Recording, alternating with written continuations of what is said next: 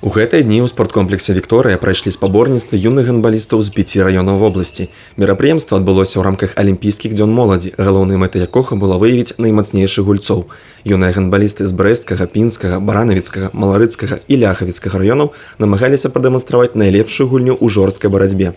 Выпрабаванне сур'ёзнае, але і ўзнагарода адпаведная. Юноши 2004-2005 годов рождения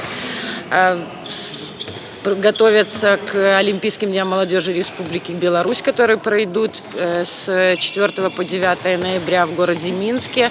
Отбирается команда на республику, формируется состав команды Брестской области. Фаварытамі на працягу ўсіх спаборніцтваў выступала каманда з Брэста. Яна ж і стала пераможцамі турніру. Аднак і астатнія каманды паказалі добрую падрыхтоўку. Арганізатары, судзейскі склад, трэнеры, ды і самі спартсмены адзначаюць, з кожным годам юнацкі гандбол у Брэсцкай вобласці дэманструе ўсё больш высокі ўзровень. Игрой своей команды я вполне доволен. Они неплохо сыграли с такими сильными командами, как Брест. Небольшое отставание по мячам было. Также сыграли неплохо с Барановичами. Вот сегодня будет довольно тяжелая игра с Малоритой. Будем надеяться на победу. Многие ребята стали сильными, и мы будем учиться у них.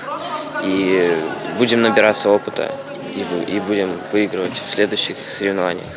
Адразу пасля завяршэння спаборніцтваў у рамках алімпійскіх дзён моладзі гандбольная арэна ў Брэсце зноў прыме спартсменаў. На гэты раз крыху меншых, але не па таланце, а па ўзросце. 21 кастрычніка стартуе першы тур папярэдніх этапу спаборніцтваў «Зубр-кап» сярод юнакоў 2009-2010 годов нараджэння. У нас сейчас будет соревнование, это наш первый «Зубр-кап», это первый тур сейчас.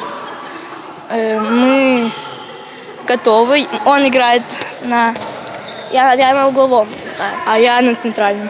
Мы должны сейчас выиграть, да, у нас будет в среду, в четверг и в пятницу соревнования. В субботу тоже. А в субботу у нас будет последнее соревнование, наверное. Да.